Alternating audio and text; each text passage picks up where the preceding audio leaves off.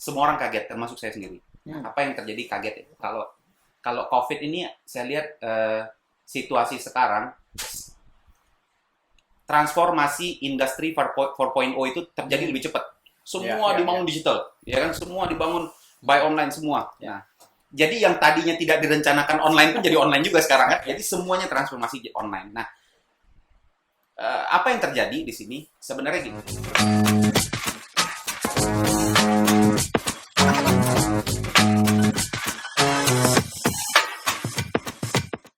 Nah, ya, sesi kali ini sudah ada tamu yang luar biasa hadir di studio kita ini.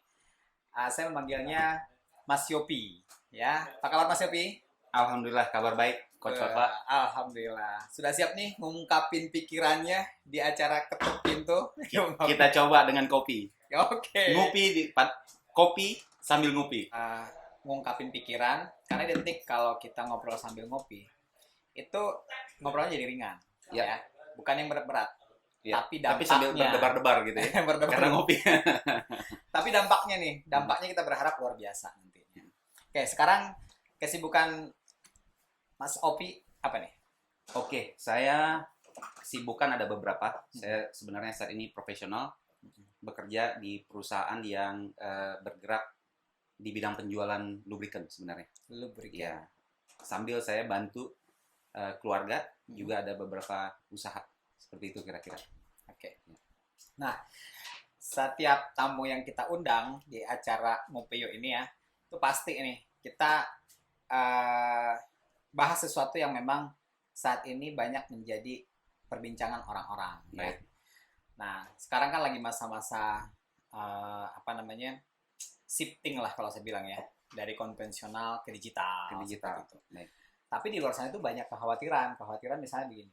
Tadinya dia karyawan, ya, dia sudah ahli di bidangnya lah, gitu ya. Tapi situasi ini membuat dia harus mungkin berubah, ya. Shifting seperti itu. Itu di dunia pekerjaan, ya. Mungkin saat ini pekerjaan dia itu sudah tidak bisa lagi di tempat dia yang lama. Baik. Ya, sehingga dia harus shifting lagi. Bagaimana nih mereka mensikapi seperti itu? Baik. Saya mau coba jawab dari dunia saya ya. Oke. Mungkin saya mau coba sampaikan sedikit ke Coach Fatwa bahwa saya kebetulan mengajar juga selain saya menjadi profesional. Saya 10 tahun terakhir, mulai dari 2009 atau 2010, saya aktif mengajar di perusahaan Fortune 500 companies. Untuk bidang komersial sebenarnya. Kemudian mulai 2016 sampai 2017, mulai 2017 saya masuk mengajar beberapa kali di kementerian juga untuk transformasi budaya dan leadership. Jadi saya coba lihat dari sisi itu ya. Jadi saya mau coba lihat dari sisi komersial ya. Basically saya coba petain dulu nih keadaan sebelum COVID sama setelah COVID. COVID kan baru nih. Yeah. Jadi semua orang juga masih raba-raba. One thing, COVID bisa dibilang apa ya? It's a bad situation for most of people. Sebenarnya. Karena semua orang. Iya. Artinya kita ngerasa, waduh COVID kita jadi begini, jadi begitu kesulitan ya. Yang masih kerja mungkin ngerasa duitnya belum habis, udah datang gaji lagi. Karena pengeluaran jadi lebih sedikit kan, karena di rumah aja, bener ya? Mungkin begitu ya. Nah, kalau orang yang tapi good news-nya sebenarnya buat semua orang adalah, walaupun it is a difficult situation, good news-nya regardless of where you live, regardless of your job, regardless of your race, semua dapat equally impacted. Jadi ini is a global pandemi ya, semua orang juga kena gitu. Betul. Yang dimana kita juga harus sikapi. Nah, untuk saya akan coba sentuh pertanyaannya Coach Fatwa tadi dari sisi bisnis, dari sales ya. Karena semua bisnis sebenarnya butuh penjualan. Betul ya. Nah, simple sebenarnya, setiap saya mengajar saya selalu bilang bahwa berjualan itu zaman dulu sama zaman sekarang itu beda. I'm talking about before COVID ya, before COVID situation. Zaman dulu kalau kita punya produk, misalnya contoh kita punya kopi nih. Kalau kita punya kopi, kita punya modal, kita punya produk, kita dengan mudah bisa jualan. Dengan cara apa? Jelasin aja. Saya punya kopi nih, saya mau jualan. Misalnya ada Caoman, ada Caopit, ada Caopus misalnya. Saya mau jual, tinggal jualan. tinggal jual. Kenapa? Karena kompetisinya nggak sebanyak sekarang. Ya. Mungkin kalau dulu kita ingat yang pertama masuk bikin kopi-kopi ini di Indonesia, mungkin ada beberapa perusahaan asing yang masuk ke Indonesia ya, bikin gerai-gerai gitu kan. Kompetisinya sedikit. Tapi lama-kelamaan makin banyak. Jadi apa? Yang pertama adalah kita tidak bisa berjualan dengan cara yang sama dengan zaman dulu. Artinya zaman dulu punya duit, punya barang, bisa jualan. Zaman sekarang punya duit, punya barang, belum tentu bisa jualan. Jadi ini satu hal yang perlu dipikirkan oleh baik pebisnis maupun juga orang-orang yang berprofesi sebagai penjual. Termasuk mungkin saya juga gitu ya, bahwa skill-nya nggak sama lagi yang dulu dan sekarang. Jadi itu harus satu hal yang harus dipikirkan. Menjual sekarang itu diperlukan, sebelum COVID saya ngomong ya, itu diperlukan apa? Diperlukan kemampuan si sales untuk going from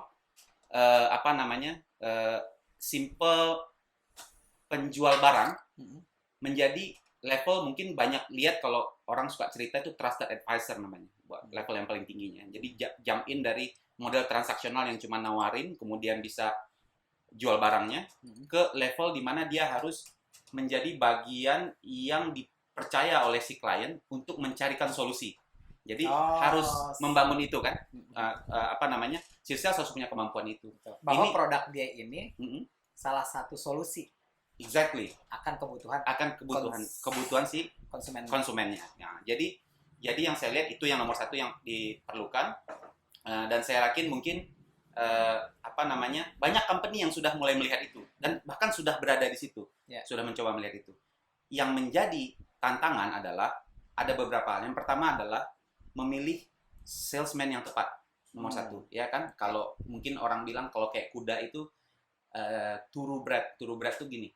Kuda pacu dikawinin sama kuda pacu, jadinya kuda pacu yang bagus. Jangan kuda pacu dikawinin sama kuda kampung, pasti jadi nggak pacu ya. Jadi harus cari sales yang benar-benar capacity, quality-nya itu memang benar-benar cocok untuk dunia seperti itu. Itu nomor satu, tantangan yang pertama. Tantangan kedua adalah mengequip dia dengan pengetahuan tentang capability company. Jadi company itu punya capability. Dengan tidak ada sales pun company punya capability. Misalnya capability logistik, brand yang sudah bagus misalnya ya, atau support system logistik segala macam, ada kan capability company. Mengequip si orang ini dengan pengetahuan bahwa this company is capable of doing this and that, gitu kan. Itu hal nomor 2 yang harus dilihat oleh company. Nomor 3 yang paling penting adalah walaupun si orang ini sudah thoroughbred, adalah mengequip dia dengan kompetensi yang tepat sehingga dapat membangun penjualan closing yang baik dengan di tengah area kompetisi. Gitu kira-kira kalau yang saya lihat kalau pre-COVID. Mungkin kalau bahasa Jawanya bibit bebet bobot. Bebet bobot, benar. Itu dia. Exactly. Bibit bebet bobot, benar-benar. Ternyata teori itu bisa. Teori orang tua ya. Teori orang tua ya. Masih dipakai sampai sekarang ya. Tapi luar biasa perkembangan itu ya. Okay. Benar. Nah, kembali lagi saya lihat di lapangan penjualan terjadi karena 2 hal kalau menurut saya. Orang berjualan dari 2. Satu adalah saya sebut incidental. Incidental tuh gini. Kita datang, kita bawa produk. Misalnya saya bawa kopi deh ke Coach Fatwa. Coach Fatwa lagi pengen ngopi nih. Saya tahu datang. Coach Fatwa, saya ada kopi nih. Beli kan? Beli. Incidental karena emang lagi butuh kopi. Oke. Tapi ada pas momennya. Tapi ada juga penjualan yang harus dibangun dengan yang saya sebut sebagai value creation. Dia harus bangun value dulu, baru bisa orang beli. Karena orang butuh tapi belum tentu benar-benar ingin gitu. Betul. Atau mungkin ada masalah yang harus dipecahkan tapi dia belum mau beli, baru ada masalah aja gitu. Nah, ini kan dia harus, si salesman ini harus mampu membuat komunikasi yang tadi kita ngomong juga, shifting dari pemikiran bahwa saya ada problem, saya ingin pecahkan, dan kemudian jadi membeli gitu dari si sales tersebut. Nah, inilah membangun kompetensi dan capability si sales tadi yang harus di-equip oleh company. Itu menurut saya. Nah, saya lihat banyak sekali selama saya berkecimpung kurang lebih 10 tahun di menjadi trainer gitu ya, atau menjadi coach terhadap sales, saya perhatikan banyak orang yang berhasil berjualan, cukup bisa dibilang bisa dibilang cukup berhasil, punya rating yang baik di perusahaannya dalam berjualan, tapi sebenarnya kompetensinya nggak cukup. Jadi performanya sudah baik, sudah baik individualnya, betul. Tapi kompetensinya sebenarnya belum tentu cukup. Itu didukung oleh apa? Nah, saya coba lihat lagi agak besar nih Coach Fatwa kalau boleh. Oke. Sebenarnya kita jualan itu it's not necessarily hanya oleh salesnya. Oke. Di dalam penjualan itu mencakup 3 hal yang dilihat oleh customer. Pertama adalah, misalnya nih, saya mau beli kopi, misalnya. Yang pertama saya lihat adalah produknya sendiri, brandingnya. Branding dan produknya bagus. Jadi siapapun yang menjual Cak Opus, kalau saya udah suka sama Cak Opus, misalnya hari ini yang jualan Coach Fatwa misalnya, besok diganti oleh si A atau si B, tapi saya suka sama produknya, saya tetap beli kan dari si B atau si A tadi. Tidak peduli siapa nggak peduli siapa yang jual. Nah, karena value dari produknya sudah nyampe. Nah, jadi itu salah satu penyebab dari penjualannya. Penyebab kedua adalah, saya bilang bahwa saya ada supplier kopi, ada 3. Tapi yang paling reliable adalah si perusahaan yang pemilik Cak Opus ini. Jadi saya tetap beli walaupun diganti salesnya. Jadi ada beberapa dimensi. Jadi yang pertama adalah si company, si brandnya sendiri yang saya suka atau produk yang saya suka, baru terakhir sales.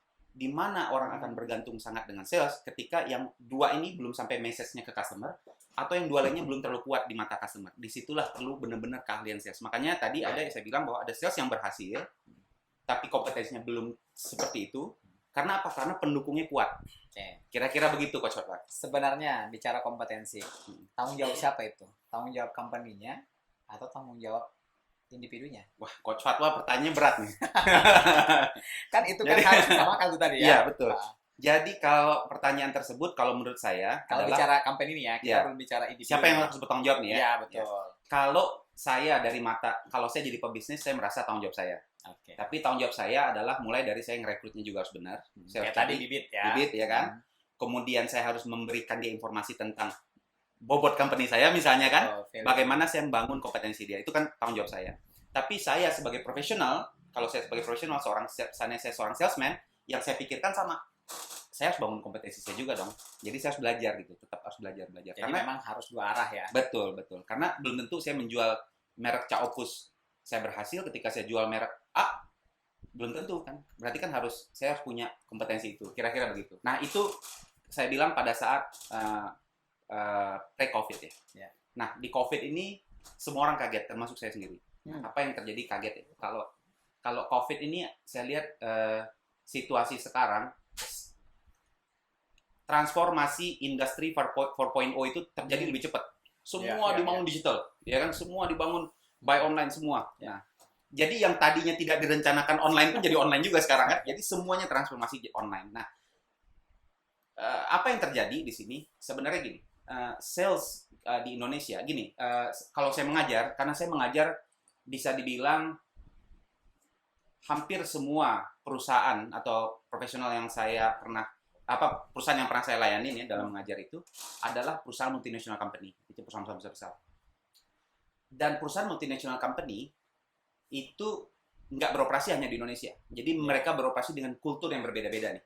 Ada yang di kulturnya Afrika, kulturnya Asia, atau macam-macam ya. Eropa. Ada yang particular di Indonesia yang sulit mungkin dipahamin oleh orang yang baru ke Indonesia. Tapi kita sama orang Indonesia tahu. Adalah gini, di Indonesia ini mengukurnya adalah relationship is matters. Jadi orang akan percaya dengan omongan kita once they have certain level of relationship. Jadi dia mau dengar. Jadi kalau kita ngomong ya, misalnya orang Western people ya, dia akan bilang gini. Mungkin di negara-negara yang hektik, yang mungkin US atau di Europe, mereka bilang gini. Kalau kita nawarin sesuatu, kita minta waktu ketemu, dia bilang, "Okay, I have only 15 minutes. Tell me what you want to say." Nanti kalau kita udah deal, we can have coffee or beer whatever nanti. Tapi di Indonesia kopi dulu. Iya, jadi makanya tepat nih pakai Cak Opus sama Cak Opit sama Cak Oman ya. Boleh ya. Nah, jadi harus kopi dulu. Mungkin kita bisa 20 kali, 30 kali ngopi dan we talk about more serious business. Jadi bedanya di situ. Nah, kondisi ini, kondisi COVID menantang status tadi. Status relationship harus terbangun sebelum kita ngomongin solusi, ngomongin produk kita, ngomongin value, how our product or our services will help our clients. Ini kan tantangan besar di dalam bisnis zaman sekarang. Dan tantangan buat sales sebenarnya yang harus dijawab, ya kan? Nah, jadi yang penting, jadi akhirnya apa yang penting sekarang adalah bagaimana mentransformasi hubungan virtual menjadi hubungan yang layak untuk kita sudah bisa mulai ngomong tentang solutions dengan customer. Ini berat sekali. Mungkin tanpa kalau harus mereka tadi bertemu, punya waktu untuk beradaptasi tadi kan. Betul. Karena dipaksa sama keadaan. Dipaksa keadaan. Nah, yang tidak siap bukan hanya customer-nya, tapi sales-nya juga nggak siap sebenarnya. Contoh ya, seringkali kita lihat orang melakukan webinar. tipikal kalau saya perhatikan, saya ikut beberapa webinar yang ada hanya orang Indonesia atau ada orang asing gitu ya, yang ada orang asingnya. Kalau orang asing, they tend to speak, dia akan ngomong, they tend to turn on the video, jadi orang bisa lihat dia gitu. Iya. Kalau orang Indonesia kan agak pemalu ya, kita kan memang budayanya reserve ya, dia apa-apain ya udah sing wara sing ngalah gitu kan, wes gini-gini. Jadi nggak terlalu kepengen untuk nampilin mukanya, benar kan? Itu nomor satu tantangannya. Benar. Saya rasa Coach Fatwa udah sering mengalami gitu. Iya. Ini saya ngajarin marinir berenang tadi. Enggak. Saya satu juga ya. Saya pernah ikut webinar ya. Basa-basi di depan aja perkenalan itu udah habis setengah jam. Menyapa untuk kecap. Tapi kalau di luar nggak seperti itu ya. Nggak seperti itu. Straight to the point gitu ya. Iya. Waktu itu sangat efektif gitu ya. Betul. Terkadang mulai jam 8 gitu ya. Jam 8 sampai setengah 9 itu masih menyapa. Masih apa namanya? Icebreaker ya. Jadi itu mungkin kesulitan zaman sekarang yang harus kita sama-sama pahamin. Jadi kesulitan ini bukan dihalamin oleh sales saja, si customer juga nggak merasa siap untuk dealing dengan cara seperti itu karena trust-nya nggak terbangun gitu.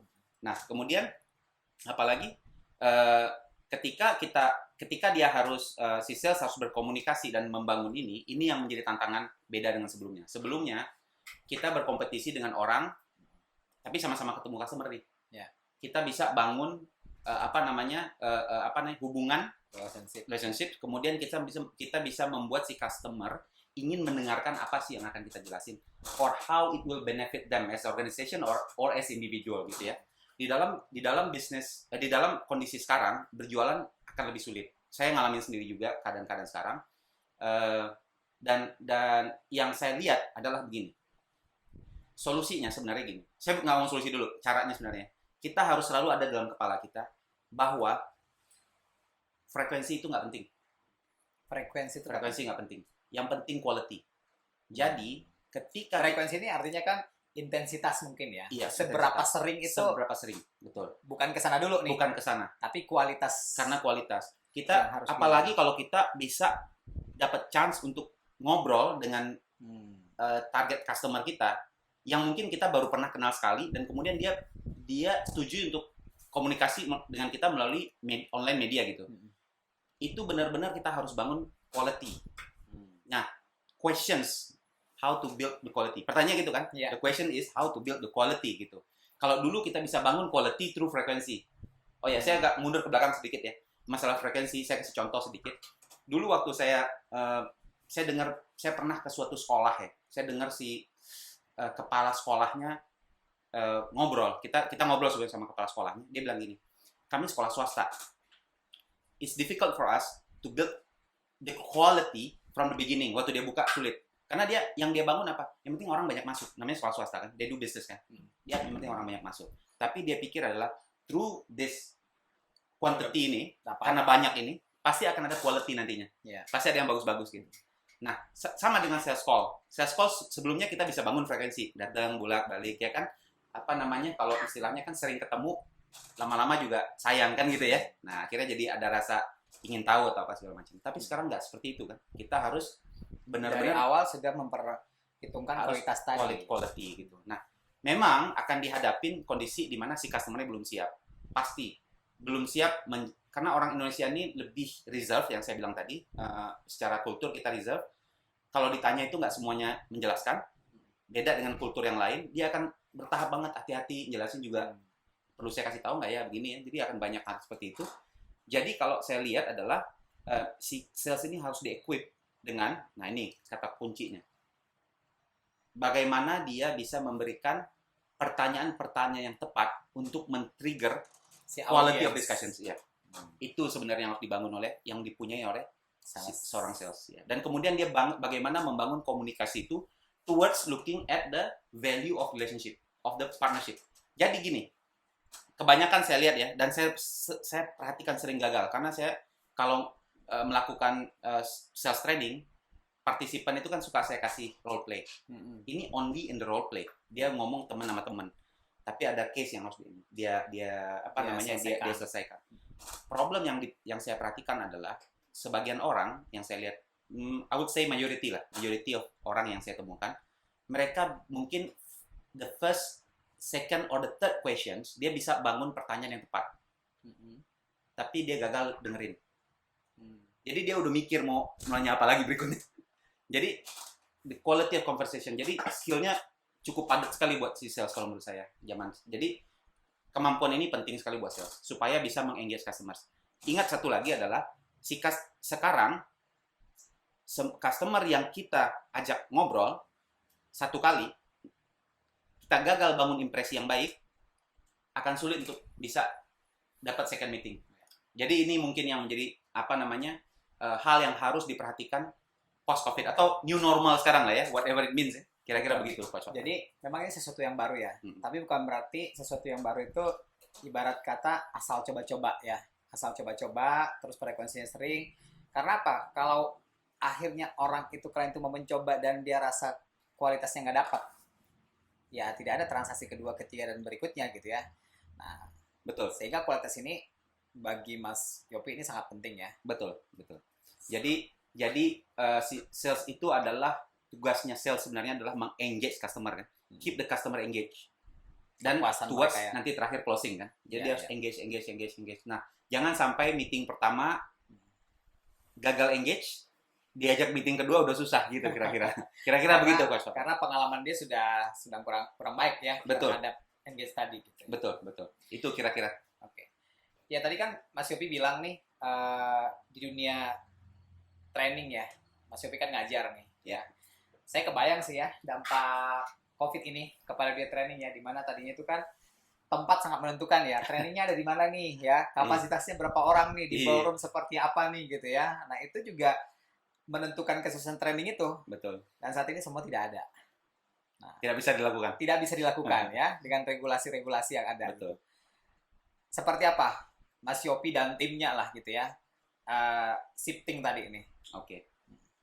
Harus nih, tuntutannya harus. Betul. Coach Fatwa tepat sekali ya, kondisi seperti itu terjadi. Ditambah bahwa face to face meeting itu giving a lot of impact sebenarnya. Pertama adalah satu, suasana ruangan itu juga udah mempengaruhi partisipan ya. Yang kedua juga gangguannya lebih sedikit karena dia face to face. Jadi pasti walaupun dia ada partisipan yang akan lihat WhatsApp atau they have to response, tapi nggak as much as. Tapi ruangan sudah dikondisiin. Sudah dikondisiin. Jadi dia akan ada di dalam training itu. Nah, tugas trainer kan sebenarnya atau tugas seorang coach sebenarnya adalah memastikan bahwa yang dia train atau yang dia coach itu dapat manfaat dari engagement itu, gitu kan? Ya. Jadi tanggung jawab kita gitu. Buat saya sih saya beban. Setiap hari kalau saya training, yang beban buat saya adalah saya mastiin bahwa bagaimana partisipan saya itu punya knowledge-nya. Dan saya percaya kalau mereka punya knowledge-nya, kemudian dia praktekin, berhasil, segala macam, pahala juga buat saya kan begitu ya. Betul. Nah, jadi itu yang saya coba pastikan. Nah, kalau kita sekarang tidak bisa face to face, banyak sekali yang hilang gitu. Satu adalah gini, kalau kita ketemu orang langsung dibanding melalui gambar gitu atau melalui video, itu hangatnya udah beda, auranya udah beda. Itu satu ya. Jadi itu yang pertama, tantangan yang pertama. Tantangan yang kedua adalah tantangan kedua adalah gangguan. Kebanyakan kita bisa, kalau kita misalnya kita arrange training 2 hari, kita bisa engage orang gitu loh. Saya melakukan training, saya beberapa waktu yang lalu malah sampai 50 orang satu ruangan.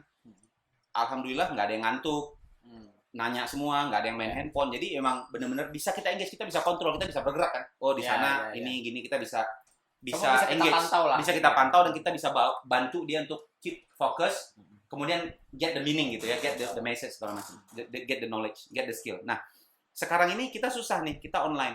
Tapi tugas kita tetap harus mastiin itu kan gitu ya, Coach Papa ya. Ini tools-toolsnya dong ya. Toolsnya yang harus dipikirkan. Jadi nomor 1 adalah training di online yang saya coba perhatikan tidak bisa dalam durasi panjang lagi. Tidak seperti training atau coaching dalam ruangan yang bisa dibuat dalam durasi yang panjang.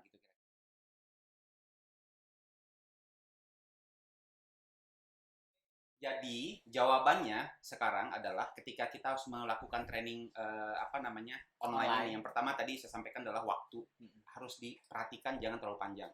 Kalau lebih baik dipotong-potong sedikit 30 menit, jadi dibagi beberapa sesi. Mungkin saya pikir orang time spend bisa berbeda-beda ya. Mungkin kalau untuk saya sendiri saya masih kuat untuk bisa duduk 2 jam dengerin orang bicara. Nah, di dalam training tadi harus diorganize juga bagaimana ada quiz-quiz kecil di dalamnya supaya orang keep engaged. Karena orang di rumah atau ada anak yang lewat atau ada pintu yang lagi kebuka tutup segala macam ya. Banyak gangguan ya. Iya, atau belum mandi mungkin badan udah nggak enak di belum mandi ya, macam-macam ya. Jadi time waktu keep engaged, keep the audience engaged, dan menurut saya adalah dibikin series gitu sehingga bahwa sampai segini nih ada lagi yang harus diselesaikan. Jadi dibuat seri-seri. Mungkin itu solusi sementara. Yang berikutnya menurut saya paling penting adalah yang saya perhatikan ya kalau saya ngelihat webinar atau saya lagi call atau lagi ada yang pidato itu adalah kemampuan trainer untuk move more si trainernya karena sangat statik ya. Kita harus jangan sampai training sangat membosankan gitu ya. Jadi dia harus banyak bergerak juga. Bahasa kemudian juga tetap bahasa tubuh dibutuhkan, sama intonasi suara. Jadi dia harus bisa naik turun, di mana dia melakukan penekanan, di mana dia harus turun, di mana harus naik, kira-kira begitu. Coach Fatwa. Jadi itu mengatasi atau menjawab challenge-nya, challenging di dunia webinar. Sebagai training tadi ya. Sebagai training. Sebagai trainer ya. Nah, ngomong-ngomong training nih. Tadi dari tahun berapa? Saya mulai mengajar tahun 2009 atau 2010. Wow, 2010. Ya. Sudah 10 tahun ya. 10 tahun. Sudah 10 tahun.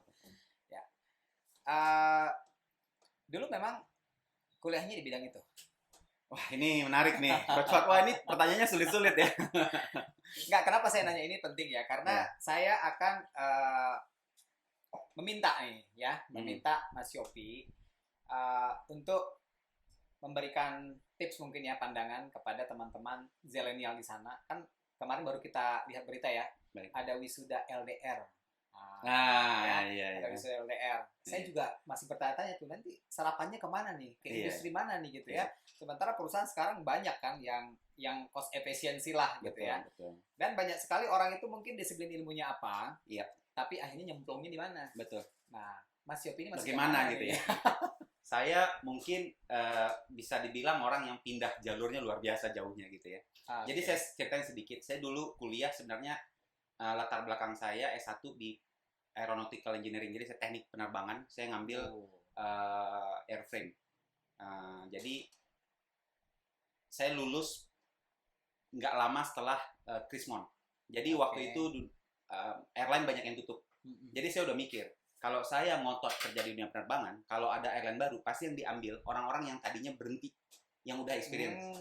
Iya dong. Jadi saya nggak mungkin ngotot di sini. Saya harus cari cara lain. Jadi kompetisinya sama orang yang punya pengalaman. Jadi itu nomor satu. Yang kedua adalah saya kebetulan tidak datang dari keluarga yang beruntung, jadi nggak punya dana waktu itu untuk ngambil rating. Jadi di dunia penerbangan itu kalau kita lulus sekolah kita harus ngambil dulu namanya ada airframe rating, ada engine rating. Jadi itu butuh biaya yang lumayan besar. Zaman itu ya mungkin saya 2001 lulus ya mungkin 10 jutaan atau lebih gitu zaman itu ya. Jadi it's quite big money ya. Jadi saya nggak pikir nggak usah deh gitu. Jadi akhirnya ya udah saya bermodalkan S1, saya coba ngelamar-ngelamar. Cuman gini, saya mau buat generasi sekarang, saya akan ambil beberapa message dari saya cerita. Buat generasi sekarang beda sama kami yang dulu. Di zaman dulu aja kita kompetisi kerja udah luar biasa gitu. Jadi yang lulus tuh 1 tahun bisa sekian ribu orang, sementara lapangan pekerjaan sedikit. Apalagi sekarang, walaupun pemerintah sudah mendorong bisnis-bisnis startup segala macam jalan dan lebih banyak lapangan pekerjaan, tapi yang keluar dari universitas lebih banyak lagi gitu loh. Jadi kompetisi tetap ada. Zaman saya juga begitu. Nah, saya bersyukur sebenarnya Coach Fatwa. Saya jalan hidup saya cukup baik, dalam artian di nasib saya mungkin cukup baik. Saya begitu bekerja sudah jadi manajer. Jadi waktu pertama saya kali kerja, saya sudah punya anak buah sekian puluh orang, 30-an berapa ya. Kemudian saya pindah kerja, saya jadi manajer, jadi kepala cabang di usia yang masih belum 25 tahun. Saya di umur 29 saya menjadi regional manager. Saya pegang Asia Tenggara dan saya punya operation yang besar. Kemudian juga beberapa tim gitu yang support saya. Jadi saya pikir saya cukup beruntung. Dari situlah saya kemudian jadi trainer setelah itu ya. Nah, cuman memang gini, saya orang yang consciously secara sadar jadi sales. Jadi setelah saya jadi kepala cabang, saya malah melamar jadi sales. Nah, mungkin beda ya. Jadi orang jadi sales banyak yang by accident, ada yang by plan. Saya yang by plan. Bukan accidentally saya jadi sales gitu. Saya jadi sales by sudah menyenangi kerjaan sales itu. Saya senang dan saya tahu bonusnya banyak. Zaman dulu kan saya pikir mau jadi sales lah, setahun bisa beli ini, bisa beli itu kan lumayan ya bonusnya. Saya jam ke situ. Jadi kondisi saya seperti itu. Nah, 2001 saya lulus, Di 2011 saya kumpulin uang, 2011 saya ambil lagi sekolah, saya ambil MBA. Karena saya pengen paham finance, karena saya udah mulai mimpin bisnis, mimpin perusahaan, saya perlu ngerti, saya ambil MBA. Nah, tapi relate lagi ke pertanyaan Coach Fatwa, apa yang dilakukan? Kalau kondisi sekarang, sebenarnya ada beberapa industri yang bertahan sebenarnya sekarang ini, atau bisa dibilang lagi panen, justru panen. Tapi lebih banyak yang lagi kacau nih, lagi hidup dari return earnings. Jadi mungkin perusahaan itu pernah punya keuntungan di zaman lalu, jadi hidup dari untung lama nih. Banyak yang seperti itu ya, yang masih coba pertahankan employee-nya. Bahkan ada juga yang dia pikir daripada saya harus gaji karyawan saya sampai saya bankrupt, mendingan saya pesangonnya sekarang deh, mumpung ada duitnya. Betul, nah itu supaya dia nerusin gitu yang kan. banyak terjadi sekarang. Yang banyak terjadi itu kan. Kalau menurut saya si company cukup baik sama karyawan. Kenapa? Karena dia daripada nanti bankrupt karena nggak punya pilihan, mendingan saya kasih duit dan dia bisa melakukan sesuatu whatever they want to do gitu ya. Tapi nggak baik buat semua orang memang kondisinya. Nah, yang saya lihat gini, kondisi sekarang kan ada organisasi yang berhubungan dengan logistik, fast moving, manufaktur ya, kemudian health related business, itu saya rasa sih masih berjalan dengan baik. Artinya anak-anak zilenial ini yang baru lulus ini, kalau memang disiplin ilmu dia relate dengan industri-industri yang justru tambah baik di era ini, nah itu mungkin tidak ada kekhawatiran ya. Tetap bisa ada jalannya gitu ya. Ada jalannya. Tetapi yang tidak nih, gimana mereka mempersiapkan diri lah. Iya. Mempersiapkan diri. Saya rasa gini, semua yang lebih dekat sekarang juga orang akan transformasi ke arah digital. Ya. Kalau saya lihat, saya punya kebetulan kolega relatif saya yang recruiter di bidang-bidang yang berhubungan dengan digital. Dia punya lowongan tuh banyak sekali. Dia selalu posting lowongan saya banyak sekali. Jadi memang ke arah digital banyak. Itu nomor satu ya. Saya pernah dulu duduk dengan satu perusahaan di mana saya belajar dari perusahaan itu bahwa zaman itu ini perusahaan besar di dunia, dia jual bisnis minyaknya. Kenapa dia jual bisnis minyaknya? Karena dia pikir minyak itu akan mati. Suatu hari akan turun. Jadi dia 2010 udah jual minyak, perusahaan minyak. Jadi ini grup company, dia jual perusahaan minyaknya gitu. Dia lepas lah. Dia lepas. Dia masuk ke bisnis yang dia bilang future business. Saya lupa dimensinya, ada 4 kalau nggak salah. Cuman yang salah satu yang saya ingat, dia bilang bahwa, saya nggak usah sebut namanya, it's a big company, very well known company. Dia bilang yang pertama adalah food. Jadi world dependency on food itu akan increase karena memang ya populasi tambah terus ya kan. Betul. Dan ternyata sekarang ini walaupun COVID ini bisnis yang berhubungan ini naik terus kan. Maksudnya baik-baik saja gitu. Kemudian yang kedua dia bilang health, kesehatan. Yang mana benar juga gitu ya. Pola hidup orang, macam-macam kan, segala macam ya. Yang ketiga dia bilang people protection. People protection, berhubungan dengan safety, asuransi, segala macam, pokoknya berhubungan dengan proteksi. Kemudian saya lupa yang keempat, tapi dia sudah jauh-jauh hari sudah mempersiapkan diri ke arah sana. Nah, sekarang ini kita juga lihat post-COVID apa yang terjadi. Post-COVID pasti kan berhubungan dengan digital pasti banyak, ya kan? Makanan tetap. Yang 3 tadi tetap orang butuh, proteksi, health, food, itu kebutuhan dasar yang akan selalu ada. Jadi yang berhubungan dengan industri itu, bersyukurlah sudah punya ambil kuliah yang benar gitu ya. Artinya harus bisa memprediksi masa depan dong ya. Iya, betul. Need-nya apa? Need-nya gitu apa? Ya. Nah, bagi yang tidak, sebenarnya gini, satu, ada pelajaran yang bisa diambil juga, bahwa saya selama ini pindah-pindah perusahaan segala macam, saya perhatikan, saya lihat juga klien-klien saya, nggak semua juga orang yang bekerja sejalur. Karena bedanya kampus dengan, contoh gini ya, sekolah ini kan ada sekolah kejuruan, misalnya SLTA, STM, SMK misalnya. SMK itu memang orang disiapkan untuk skill tertentu. Ya. Jadi dia hanya memang penitik beratannya untuk bekerja di arah yang sama. Siap bekerja lah. Iya.